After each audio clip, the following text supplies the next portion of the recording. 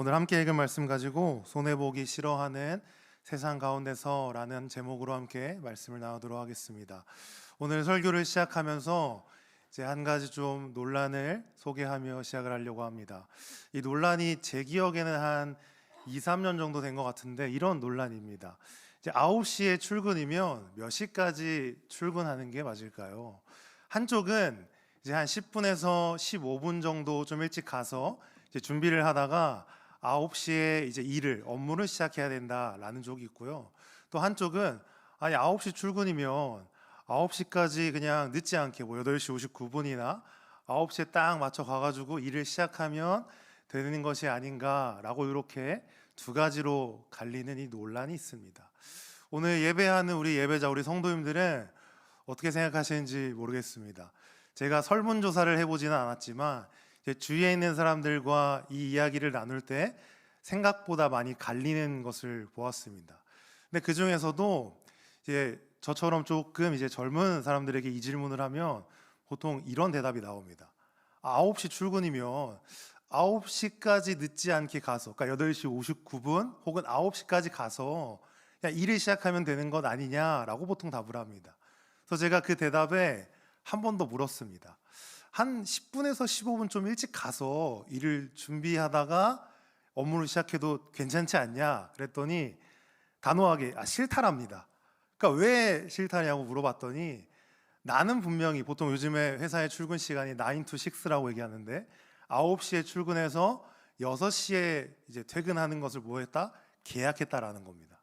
근데 내 시간을 내가 10분이든 15분이든 거기다 더 쓰는 게 손해라고 느껴진다는 겁니다. 그러니까 이러한 답변을 들을 때 제가 어떤 생각을 좀 하게 됐냐면 우리가 살아가는 지금 이 시대의 생각들이 가치관이 이러하구나. 우리는 손해보기 싫어하는 이 세상을 살아갑니다. 많은 사람들이 손해보는 것을 결코 선호하지 않습니다. 원하지 않습니다. 여기 모인 우리도 우리의 마음을 돌아볼 때 손해보기를 그렇게 즐겨하는 사람이 많지 않을 것 같습니다. 근데 그러한 것이요, 교회를 다니는 것, 예수님을 믿는 것에도 동일하게 적용되는 것 같습니다. 많은 사람들이 예수님을 믿는 것이, 교회를 다니는 것이 손해라고 생각합니다. 나의 돈을 들이고 시간을 들이고 체력을 들이는 손해라고 생각을 합니다. 그런 세상 가운데 우리가 살아가고 있습니다. 그렇다면 우리에게 중요한 건 그 세상에서 그냥 살아가는 게 중요한 것이 아니라 어떻게 살아갈 것인가. 오늘 이 질문이 우리에게 중요합니다. 오늘 우리가 함께 읽은 이 본문 말씀에는요, 두 부류의 사람이 나옵니다. 예수님의 말씀을 듣고 떠나간 사람들, 그렇지 않은 사람들의 이야기가 나옵니다. 오늘 이 말씀을 함께 좀 나눌 텐데, 오늘 이 말씀을 통해서 한 가지 꼭 제가 바라는 것은 예수님을 믿는 것이 결코 손해가 아니라는 사실을 꼭 아시는 시간 되셨으면 좋겠습니다. 근데 아는 것에서 끝나는 것이 아니라 그 알게 된 것을 가지고 우리가 예수님을 더 잘 믿을 수 있는, 예수님을 믿기로 결단하는 이 시간이 되시기를 주님의 이름으로 축원드립니다. 오늘 말씀은요, 그때부터라고 시작이 됩니다. 66절의 말씀을 보니까 그때부터 그의 제자 중에서 많은 사람이 떠나가고 다시 그와 함께 다니지 아니하더라라고 말해요. 그러니까 그때부터라는 것은 그러니까 앞에 어떤 사건이 있고, 그러니까 그 사건의 영향으로 인해서 그의 제자, 그러니까 예수님의 제자 중에서 많은 사람이 떠나갔고, 그러니까 떠나간 것뿐만 아니라 함께 다니지 아니하였다라고 말씀합니다. 근데 이 말씀을 딱 읽을 때, 우리가 성경을 읽을 때 이 제자라고 하는 단어를 보면 꼭 인터넷 검색의 자동 완성처럼 스마트폰에 이렇게 한 글자 쳤을 때 나머지 나오는 것 같은 자동 완성처럼 우리가 제자 하면 이꼴 예수님의 제자를 보통 생각을 합니다. 근데 오늘 이 본문에 지금 이 66절에 나오는 이 제자는요, 예수님의 12제자를 지칭한다기보다 예수님을 따랐던 많은 무리들을 이야기를 합니다. 그럼 대체 어떤 사건이 앞에 있었길래 이 무리들이 예수님을 따라왔다가 예수님을 떠나갔고 함께하지 않게 된 것일까? 우리가 다 읽진 않았지만 이 요한복음 6장을 보면 아주 유명한 성경의 사건이 하나 나옵니다. 오병이어라는 사건입니다. 근데 이 사건을 다들 뭐 너무 잘 아시는 분들도 많겠지만 혹시 모르시는 분들을 위해서 제가 짧게 요약을 잠시 해드리도록 하겠습니다. 예수님께서 기적과 이적, 그러니까 병든 자들을 고치고 귀신 들린 자들까지 귀신을 내쫓는 그런 놀라운 일들을 많이 행하셨습니다. 근데 그런 일들을 행하니까 어떤 일이 벌어졌냐면 예수님을 따라다니는 많은 사람들이 생긴 거예요. 근데 그 오병이어 사건 가운데에 성경을 보니까 약 5천 명쯤이 예수님을 따라왔다라고 이야기합니다. 근데 이 5천 명이요, 모든 숫자를 다 포함한 숫자는 아니고 성인 남성만 5천 명입니다. 그러니까 그 얘기는 성인 남성 5천 명에 혹은 어린아이들, 뭐 여자들, 뭐 거기 같이 온 사람들을 다 포함해서 좀 계산을 하자면 약 한 15,000명에서 2만 명 정도가 예수님을 뭐 한 겁니까? 따라온 겁니다. 근데 예수님을 따라왔는데 이 많은 사람들이 예수님을 따라온 그곳에 한 가지 좀 문제가 생겼습니다. 식사할 때가 됐는데 배가 고파 오는데 마땅히 먹을 것이 보이지 않는 거예요. 그래서 거기 모인 사람들 가운데서 먹을 것을 찾았습니다. 그 찾은 게 이제 오병이어입니다. 보리떡 5개, 물고기 2마리입니다. 성도님들, 보리떡 5개와 물고기 2마리로 2만 명이, 약 2만 명이 먹을 수 있습니까? 제 생각에는 솔직히 저 혼자 다 먹을 것 같습니다. 그렇게 많은 양이 아닙니다. 근데 그걸 가지고 예수님께서 축사하십니다. 그리고 놀랍게도 그 인원들이 다 먹었을 뿐만 아니라 12광주리, 12바구니가 남았다라고 이야기를 합니다. 그럼 놀라운 기적의 사건을 맞이하니까 이 사람들이 가만히 있을 수 없어요. 어떻게 합니까? 예수님을 왕으로 모시려고 했습니다. 근데 우리 예수님 또 눈치도 빠릅니다. 이 사람들이 왕으로 모시려고 하니까 떠나갑니다. 요한복음 6장 15절을 보니까 이렇게 말씀합니다. 그러므로 예수께서 그들이 와서 자기를 억지로 붙들어 임금으로 삼으려는 줄 아시고 다시 혼자 어디로? 산으로 떠나가시니라. 예수님께서 산으로 떠나가십니다. 그리고 나서는 바다 건너편으로 떠나갔어요. 성도들, 한 가지 생각을 해보시기 바랍니다. 혹시 누군가가 우리의 삶의 문제를 모두 해결해 준다면 여러분들 가만히 계시겠습니까? 보통 우리의 인생의 문제, 삶의 문제라고 하면 그게 한 3분류를 할 수 있을 것 같습니다. 돈의 문제, 그러니까 물질의 문제죠. 또 우리의 건강의 문제, 또 여러 사람들과의 관계의 문제. 이 3가지의 문제가 해결된다면 우리의 인생이 정말 해피하지 않겠습니까? 행복하지 않겠습니까? 누군가가 이런 문제를 해결해 준다면 제가 봤을 때 여기서 누구도 가만히 있을 사람은 없습니다. 오늘 이 무리들처럼 다 쫓아갈 겁니다. 다 따라갈 겁니다. 이 사람들도 그러했습니다. 근데 예수님은 그것을 알고 떠나갔습니다. 산으로 떠나갔고 바다 건너편으로 떠나갔습니다. 근데 그 떠나간 바다 건너편까지 이 무리들이 따라온 것입니다. 근데 이 따라온 무리들에게 예수님이 이제 말씀을 하시는데, 이 말씀을 보니까 6장 51절에 우리 이 말씀 같이 한번 읽도록 하겠습니다. 시작. 나는 하늘에서 내려온 살아있는 떡이니 사람이 이 떡을 먹으면 영생하리라. 내가 줄 떡은 곧 세상의 생명을 위한 내 살이니라 하시니라. 아멘. 보니까 예수님이 어떤 말씀을 하시냐면 나는 하늘에서 내려온 살아있는 떡이라고 말합니다. 근데 너희가 이 떡을 먹어야 뭐 한다? 영생한다라고 말해요. 근데 이 뒤에가 조금 의아합니다. 근데 이 떡이 뭐냐면 내가 너에게 줄 세상의 생명을 위해 줄 떡이 뭐냐면 내 살이라고 말하는 거예요. 이 얘기를 딱 들으니까 그 사람들 가운데 어떤 일이 벌어지냐면 52절에 다투기 시작했다라고 말합니다. 그러므로 유대인들이 서로 다투어 이르되 이 사람이 어찌 능히 자기 살을 우리에게 주어 먹게 하겠느냐라고 얘기하는 거예요. 그러니까 여기서 다투었다라는 것이요, 이 사람들 가운데 혼란이 생긴 거예요. 아니 이 사람이 어떻게 자기 살을 우리에게 주어서, 아니 이 살을 먹으면 영생을 얻는다는 것도 말이 안 되는 것 같은데 자기 살을 주겠다고? 그걸 먹어야 영생을 한다고? 혼란이 생긴 겁니다. 다투기 시작한 겁니다. 근데 예수님의 말씀이 여기서 끝나지 않습니다. 예수님이 한술 더 떠서 이야기합니다. 살뿐만 아니라 모두 내 피도 마셔야 된다라고 말해요. 53절에 예수께서 이르시되 내가 진실로 진실로 너에게 이르노니 인자의 살을 먹지 아니하고 인자의 피를 마시지 아니하면 너희 속에 뭐가 없다 말합니까? 생명이 없느니라라고 말합니다. 한마디로 예수님의 살, 예수님의 피를 먹고 마시지 아니하면 너희 안에 생명, 영생이 없을 거야 라고 말하는 거예요. 이 말은 무슨 말입니까? 예수님의 살과 피를 주겠다는 이야기. 근데 이 얘기를 듣고 이 사람들의 반응이 뭐였냐면 이 말씀이 어렵도다. 누가 들을 수 있느냐? 누가 이 사람과 함께 할 수 있느냐라고 이야기했어요. 그러니까 도저히 이해되지 않는 이야기를 하니까 아니 어떻게 자기의 살과 피를 주어서 먹게 하고 그걸 먹어야 영생한다고 말하니까 그 예수님을 따라온 그 많은 무리들은요 이 말씀이 어렵도다. 우리가 도저히 이 말씀을 이해할 수 없다. 누가 이 사람과 함께 할 수 있겠냐 라고 말하고 떠나간 것입니다. 그리고 나온 게 오늘 우리가 읽은 오늘 본문의 얘기입니다.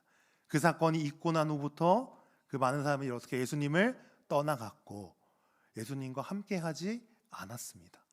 근데 그러고 나서 예수님이 이제 진짜 중요한, 진짜 묻고 싶은 질문을 하십니다. 누구에게? 이번에는 예수님의 12 제자에게 합니다.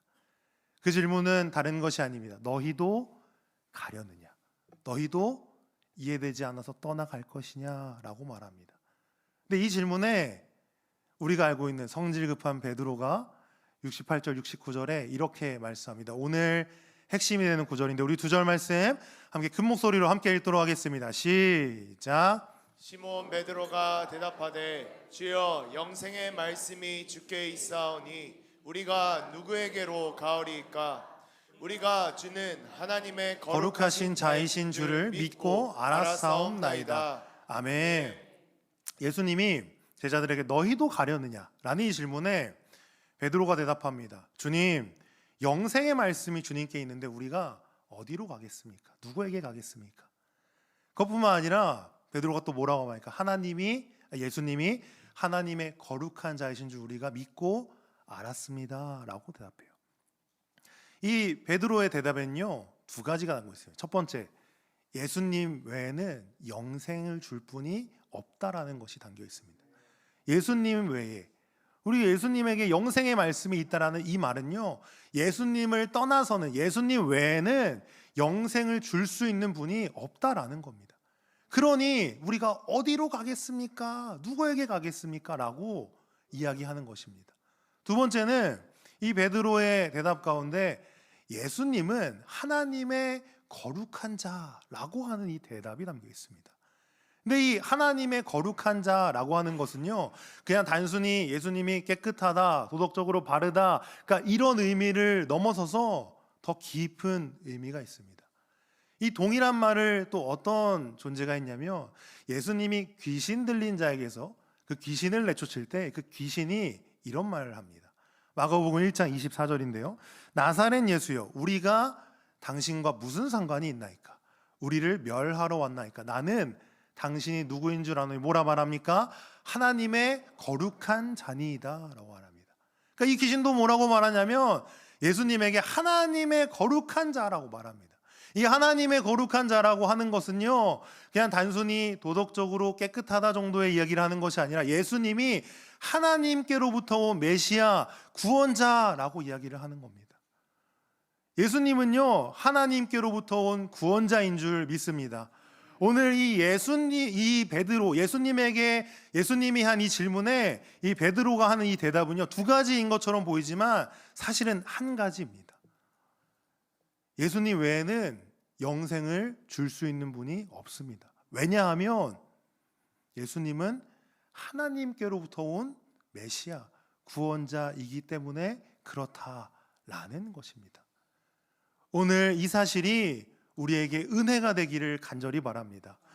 오늘 이 본문 말씀을 좀 두 부류의 사람으로 정리하자면 예수님의 말씀을 들었지만 이해되지 않아서 떠난 사람들과 들었지만 남은 사람들이 있습니다. 이 사람들처럼 우리도 우리의 삶 가운데 이해되지 않는 일을 마주합니다. 그리고 그 가운데 우리의 선택이 갈립니다.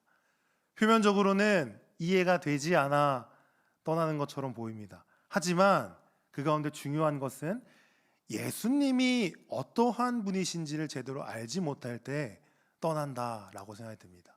오늘 이 두 부류의 사람을 좀 비교하며 오늘 두 가지의 좀 은혜를 나눠보려고 합니다.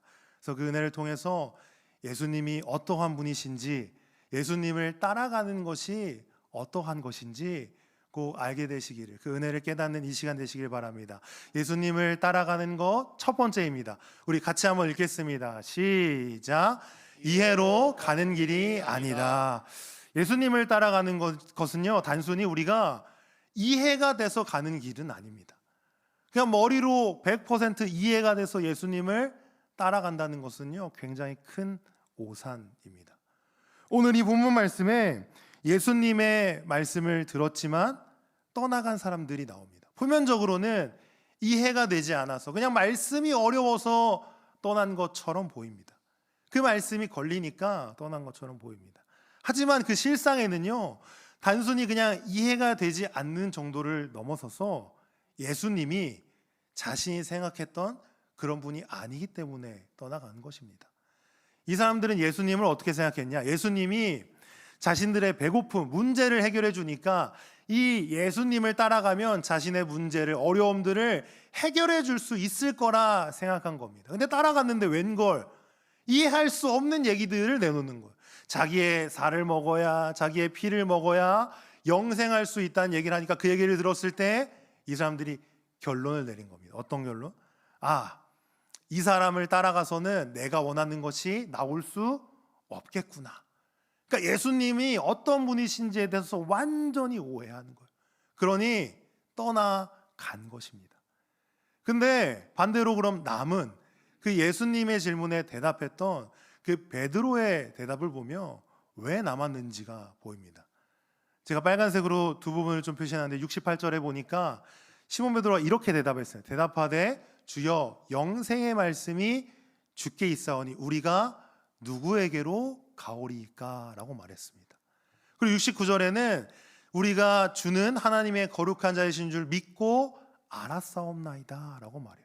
68절을 다시 한번 보여주시면 우리가 누구에게로 가오리까? 이 누구에게로 간다는 말은 우리가 누구와 함께 하겠느냐라고 이야기하는 거예요. 근데 또 69절에 보니까 이렇게 얘기합니다. 믿고 알았사옵나이다 라고 말해요. 그러니까 믿고 알았다는 게 무슨 말입니까? 예수님과 함께하며 예수님이 어떠한 분이신지를 알았다는 거예요. 우리가 예수님을 따라간다고 하는 것은요, 단순히 그냥 우리의 머리로, 우리의 이성으로 100% 이해가 돼서 따라가는 것이 아니라 주님이 먼저 만드신, 먼저 여신 그 관계 가운데서 우리가 따라가는 줄 믿습니다. 오늘 베드로가 그것을 이야기하고 있습니다. 단순히 그냥 이해가 돼서 따라가는 것이 아니라 예수님과의 관계 가운데, 그 함께하는 것을 통해서 알게 돼 그 관계 가운데서 따라갑니다. 우리와 예수님의 관계도 마찬가지입니다. 이해가 돼서 가는 것이 아니라 관계 가운데 갑니다. 어떤 관계 가운데 갑니까? 예수님께서 먼저 사랑으로 여신 관계 가운데 갑니다. 예수님과 우리의 관계를 만약에 계산을 한다면요, 결코 수지타산이 맞지 않습니다. 예수님은 하나님의 아들이시고 신입니다. 근데 우리는 저 밑바닥에 있는, 결론이 죽음이었던 그냥 죄인들입니다. 어떻게 비교가 되겠습니까? 절대 맞지 않는 이해관계입니다. 근데 그런 죄인들을 위해서 예수님은 자신의 몸을 내어주셨습니다. 우리가 죄인이었을 때 우리를 먼저 사랑해 주셨습니다. 로마서 5장 8절을 보면 우리에게 이렇게 말씀합니다. 우리 한 목소리로 함께 읽겠습니다. 시작. 우리가 아직 죄인 되었을 때에 그리스도께서 우리를 위하여 죽으심으로 하나님께서 우리에 대한 자기의 사랑을 확증하셨느니라. 아멘. 우리가 아직 죄인 되었을 때에, 우리에게 어떠한 조건도 없을 때, 사랑받을 만한 이유가 없을 때 그리스도께서 우리를 위하여 죽으셨습니다. 예수님과의 우리의 관계, 우리가 열은 관계가 아닙니다. 예수님이 자기의 몸을 내어주신 그 사랑으로 열린 관계, 이어진 관계입니다. 그렇기에 우리가 그 관계 가운데서 예수님을 따라가는 줄 믿습니다. 성도님들, 이해가 돼서 가는 것이 아니라 그 우리를 먼저 사랑하신 그 예수님의 사랑으로 말미암아 예수님을 따라갈 수 있는, 예수님을 믿을 수 있는 우리 모두가 되시기를 바랍니다. 예수님이 우리를 그렇게 사랑하셨습니다. 근데 그 사랑이 한 번으로 끝나는 사랑이 아니라 지금도 여전히 유효한 사랑입니다. 여전히 우리를 이끌어가고 계신 그 사랑입니다. 빌립보서 1장 6절에 이렇게 말씀합니다. 너희 안에서 착한 일을 시작하신 이가 그리스도의 예수의 날까지 이루실 줄을 우리는 확신하노라. 아멘. 주님이 시작하신 그 일을 주님께서 이끌어 가시고 마치실 줄 믿습니다. 우리에게 중요한 건요, 이해가 되지 않으니 떠나야지, 이해가 되지 않으니 그만해야지가 아니라 우리를 사랑하신 그 주님의 사랑에 기대어 나아가는 것이 필요합니다. 제가 지난 월요일에 목사 안수를 받았습니다. 참 너무 감사한 일이 너무나도 많습니다. 너무 많은 분들이 축하를 해주셨고 격려해 주시고 건면해 주셔서 너무 참 이 사랑을, 이 은혜를 또 어떻게 갚아야 하나 너무 놀라운 시간들을 좀 보냈습니다. 근데 그 가운데 오랜만에 한 친구에게 연락이 왔습니다. 이제 연락이 온 이유는 딱 하나입니다. 목사가 됐구나, 축하한다 라는 것이었습니다. 그래서 그 친구랑 이렇게 오랜만에 좀 길게 통화를 하면서 이제 근황 토크죠. 그러니까 어떻게 좀 살았는지를 좀 이야기를 나눴습니다. 근데 제 이제 삶에 대한 이야기를 막 했더니 이 친구가 다 듣다가 딱 한마디를 처음 했습니다. 야, 재현아, 하나님이 왜 그렇게 인도하시는지 잘 모르겠다. 그래서 저도 얘기했습니다. 나도 이해가 되지 않는다. 하나님이 왜 내 삶을 이렇게 인도하시냐. 근데 그 다음에 이 친구가 또 한마디를 덧붙였습니다. 근데 그 말도 저는 이해가 됐습니다. 뭐라고 얘기했냐면, 그래도 재현아, 하나님이 우리를 사랑한다. 여러분, 우리의 삶에 이해되지 않는 일이 쏟아집니다. 계속해서 일어날 겁니다. 예수님을 믿는다고 우리의 삶이 그렇게 우리의 원하는 대로 되지 않습니다. 그런데요, 그 이해되지 않는 일들, 나의 건강, 관계, 돈의 문제, 여러 가지 자녀의 문제들, 그 일들이 있다 할지라도 여전히 변치 않는 사실은요, 예수님이 우리를 사랑하신다는 것입니다. 이 사실은 영원토록 변치 않을 겁니다. 그리고 그 사랑이 우리를 끝까지 인도하실 줄 믿습니다. 이 사랑에 기대어 예수님을 따라가실 수 있는 우리 모두가 되시기를 주의 이름으로 축원합니다.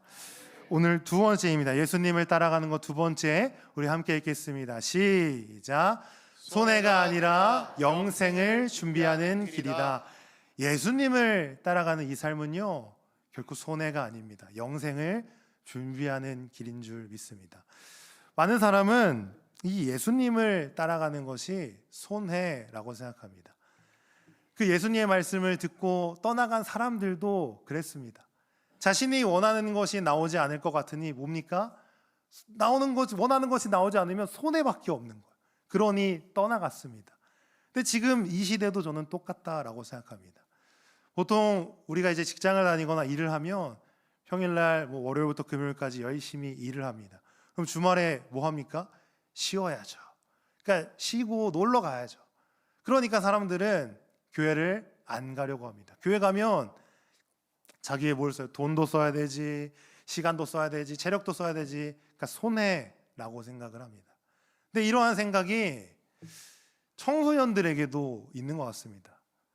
제가 이제 청소년들을 맡고 있는데 중1부터 고3 친구들을 맡고 있는데 이 친구들이 이제 시험 기간이 되면 어떤 생각을 먹냐. 내가 이 시험 기간에 보통 얘네들이 교회 와서 한두 시간 있다 갑니다. 그러니까 예배 드리고 뭐 활동하고 좀 더 길게 있는 친구들은 한 반나절 있다 갈 텐데 내가 그 시간 뭐 하면 학원 가고 공부하면 뭐예요? 내가 원하는 미래를 이룰 수 있을 거라 생각합니다. 그럼 전 얘기합니다. 절대 그렇지 않다. 너네가 그 한두 시간 공부해서 등급이 바뀔 거였으면 다 서울대 갔다. 그냥 예배 나와라. 차라리 예배 드리는 게 낫다라고 얘기합니다.